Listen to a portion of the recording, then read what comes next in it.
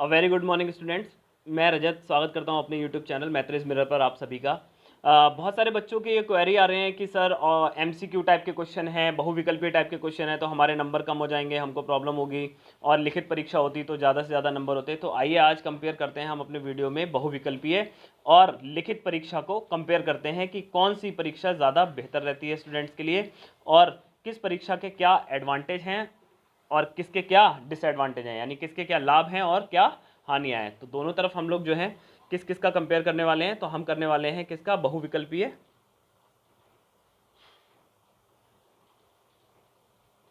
बहुविकल्पीय versus लिखित लिखित परीक्षा। तो याद रखिए बेटा, जो बहुविकल्पीय परीक्षा होती है ये परीक्षा आपकी बहुत सटीक नॉलेज को मांगती है, ठीक है। और जो लिखित परीक्षा होती है वो आपके विस्तृत ज्ञान को मांगती है, ठीक है। यानी अंतर क्या है इसका, आपने देखा होगा जो आईएएस वगैरह के जो बड़े पेपर होते हैं उन पेपरों में क्या होता है, उन पेपरों में आप देखेंगे कि परीक्षा लिखित होती है। लेकिन जो छोटे पेपर होते हैं, एसएससी जीडी हो गया, एसएससी हो गया, तो इन सब में क्या होते हैं, पेपर कैसे होते हैं, बहुविकल्पीय, है ना।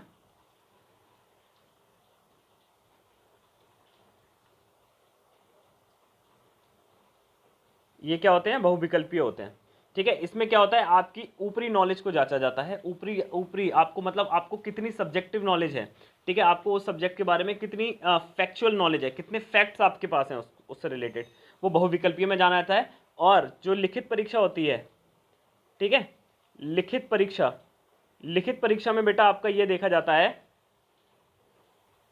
लिखित परीक्षा में ये देखा जाता है कि आपको उस सब्जेक्ट की कितनी डीप नॉलेज है। अब चूंकि इस बार पॉलिटेक्निक की परीक्षा ऑप्शनल एग्जाम होने वाले हैं, यानी आपकी जो परीक्षा है वो बहुविकल्पीय प्रश्न आएंगे आपकी परीक्षा में, वो पॉलिटेक्निक ये बिल्कुल भी नहीं चाहता है या कोई भी संस्था ये बिल्कुल भी नहीं चाहती है कि वो अपने सिलेबस का एग्ज़ाम आपके बहुविकल्पीय के हिसाब से लें, ठीक है। लेकिन क्योंकि अब इस बार परीक्षा ऑनलाइन हो रही है, ऑनलाइन माध्यम से हो रही है, तो बहुविकल्पीय वाला जो ऑप्शन है वो ज़्यादा आसान पड़ रहा है, जिसके कारण आपको बहुविकल्पीय परीक्षा आपसे बहुविकल्पीय टाइप की परीक्षा ली जाएगी। और वरना सभी जितने भी जो कॉलेजेस यूनिवर्सिटी होते हैं सभी लोग ये चाहते हैं कि वो अपने स्टूडेंट्स की लिखित परीक्षा यानी विस्तृत ज्ञान, ज़्यादा से ज़्यादा ज्ञान को देख सकें। लेकिन इस बार चूंकि बहुविकल्पीय हो रही है तो आपको बिल्कुल भी घबराने की ज़रूरत नहीं है। मैं बताता हूँ कि आपको जो है बहुविकल्पीय परीक्षा में क्या फ़ायदे होते हैं और क्या नुकसान होते हैं। तो बहुविकल्पीय में सबसे पहला फ़ायदा ये होता है कि आप यहाँ पर आपको फैक्ट जानने की ज़रूरत है केवल, ठीक है। बहुत ज़्यादा उसकी ज़रूरत नहीं है, आपको बहुत ज़्यादा एक्सप्लेन नहीं करना पड़ेगा, आपको फैक्ट पता है, आपने ऑप्शन देखा, आंसर लगा दिया, ठीक है। उसके अलावा बहुविकल्पी प्रश्न में आप क्या कर सकते हैं, एलिमिनेशन प्रोसेस कर सकते हैं, एलिमिनेशन प्रोसेस कर सकते हैं। एलिमिनेशन प्रोसेस मतलब आपने देख लिया कि इसमें दो ऑप्शन ये हैं, ये तो बिल्कुल नहीं हो सकते, तो आपके चांसेस कितने हो जाएंगे, दो ही आंसर आपके पास बचेंगे, उसमें से एक सही होने की संभावना रहती है। तो आप हिट एंड ट्रायल भी कर सकते हैं, ठीक है। इसको बोलते हैं हिट एंड ट्रायल, ठीक है। इसके अलावा क्या कर सकते हैं, ठीक है, इसके अलावा आप देखते हैं कि बहुविकल्पी प्रश्न जब भी पूछे जाते हैं तो उतने वो डीप और कैलकुलेटिव नहीं होते हैं जितने डीप और कैलकुलेटिव आपके ये वाले क्वेश्चन होंगे, डेस्क्रिप्टिव क्वेश्चन होंगे, ठीक है। तो डेस्क्रिप्टिव क्वेश्चन के बराबर इतनी डीपनेस नहीं होगी इसमें, ठीक है। ऊपर ऊपर से क्वेश्चन पूछे जाएंगे और जो कैलकुलेशंस रहते हैं वो भी बहुत बहुत लंबे हमको कैलकुलेशन करने पड़ते थे, वो नहीं, आपको बस फैक्चुअल हिसाब से आपको बहुत ज़्यादा ट्रिकी क्वेश्चन दिए जाएंगे, ठीक है। तो इसमें क्या होगा, इतने टाइप से चीज़ें आती हैं और क्या होंगे, क्वेश्चन कैसे होंगे, क्वेश्चन ट्रिकी होंगे।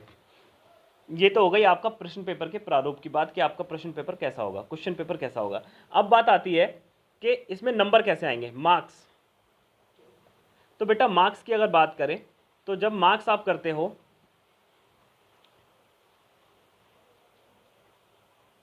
मार्क्स, तो बेटा जो बहुविकल्पीय होते हैं,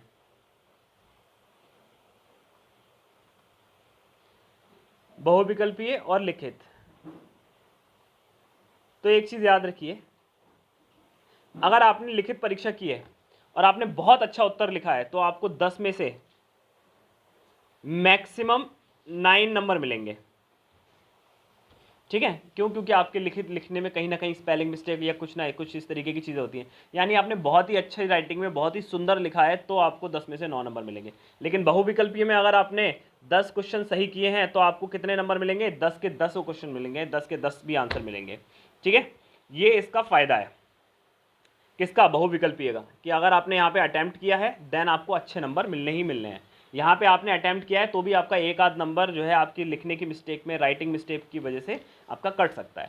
वहीं बात करें अगर बहुविकल्पीय में, बहुविकल्पीय में एक, ये बहुविकल्पीय का क्या था, फायदा था, लाभ था। अब बहुविकल्पीय का डिसएडवांटेज मैं आपको बता देता हूँ। इसमें क्या है कि अगर आपको क्वेश्चन आता है, ठीक है, तो ठीक है, और अगर आपको नहीं आता है तो क्या होगा, गलत होने की संभावना होगी। ठीक है, तो क्या होगा, अगर मान लो आपने 10 क्वेश्चन किए, 5 सही हैं तो आपको 5 ही नंबर मिलेंगे। ठीक है, और यहाँ पर आपको 10 क्वेश्चन किए हैं, आपने 10 अटेम्प्ट किए हैं, तो आपको नंबर 6 से 7 मिल जाएंगे। उससे मिलता जुलता भी अगर आप लिखेंगे तो आपको नंबर वहाँ पे मिल जाएंगे। यानी अगर आपके पास आपका ऑप्शनल पेपर है, ठीक है, तब आपको सटीक ज्ञान के नॉलेज की ज़रूरत है, फैक्चुअल नॉलेज की ज़रूरत है, आपको बहुत ज़्यादा फैक्ट यानी आपको तथ्यों का ज्ञान होना चाहिए। वहीं अगर डिस्क्रिप्टिव की बात करें तो उसमें क्या है, आपके विस्तृत ज्ञान के बारे में आपको नॉलेज होनी चाहिए। और नंबरों का भी हिसाब यही है कि एक जगह बहुविकल्पीय में फ़ायदा है, दूसरी जगह बहुविकल्पीय में नुकसान है। ठीक है, लिखित परीक्षा में मैंने आपको बता दिया, अगर आपको क्वेश्चन आता है, आप पढ़ने वाले स्टूडेंट हैं, तो बहुविकल्पीय में आप जितने अटेम्प्ट करेंगे उसमें से उतने के उतने नंबर मिलेंगे। वहीं अगर आप लिखित परीक्षा में जाएंगे तो लिखित परीक्षा में आप कितना भी बढ़िया लिखेंगे तो भी आपका राइटिंग में और इधर उधर मिस्टेक हो ही जाती है। ठीक है, सभी से होती है, सबकी आती है। ठीक है, और अगर आप मान लीजिए आपको क्वेश्चन नहीं आ रहा है, आप कम पढ़ने वाले स्टूडेंट हैं, तो उसमें उस तरीके की परीक्षा में आपको लिखित परीक्षा में थोड़ा सा बेनिफिट ये रहता है कि आप कुछ भी अगर लिखते हैं तो आपको नीचे की तरफ से कुछ मार्क्स आपको मिल सकते हैं, जो कि यहाँ पर संभावनाएं कम हो जाती हैं। तो ये बेटा आपका लिखित वर्सेस बहुविकल्पीय परीक्षा के बारे में मैंने आपको कुछ बताया है, कुछ फैक्ट बताए हैं, जिसको ध्यान में रख करके आपको तैयारी करनी है। आपको ये बिल्कुल भी नहीं सोचना है कि बहुविकल्पीय परीक्षा खराब है या लिखित परीक्षा खराब है। दोनों ही परीक्षाएं अपनी अपनी जगह पर बिल्कुल सही है, फैसला आपके हाथ में है, आपको क्या अच्छा लगता है। ठीक है, दोनों ही परीक्षा बहुत अच्छे तरीके से होती हैं और बहुत प्रमाणिक तरीके हैं परीक्षा लेने के। इसी यही भारत में यही 2 प्रकार से परीक्षाएं ली भी जाती हैं। ठीक है, और कोई तरीका नहीं है। पहले क्या होता था, पुराने ज़माने में क्या होता था, धनुष बाण और इस सब तरीके की परीक्षा होती थी, तो वो प्रैक्टिकल परीक्षाएं होती थी। लेकिन अब जो है भारत में जो परीक्षा ली जा रही है ज्ञान को देखने के लिए, वो बहुविकल्पीय और लिखित दोनों तरीके से देखी जा रही है। दोनों ही परीक्षा अपने अपनी जगह बिल्कुल सही है। ठीक है, अब ये देखना है कि आपको किस प्रकार की नॉलेज है या आप अपनी तैयारी किस प्रकार से करते हैं। आप दोनों ही जगह बहुत अच्छे पेपर ला सकते हैं। बहुविकल्पीय प्रश्नों को हल करने का ट्रिक जो है वो मैंने अपनी प्रीवियस वीडियोज़ में दिखाया है, उस वीडियो में जा करके आप वहाँ पर देख सकते हैं। मैं उसका लिंक इसके डिस्क्रिप्शन में बिल्कुल नीचे डाल दूंगा, आप वहाँ से देख सकते हैं।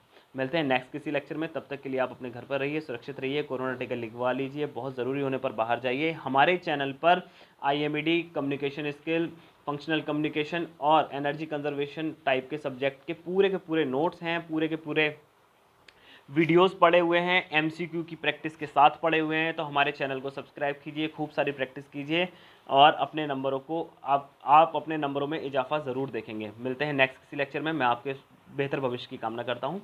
धन्यवाद।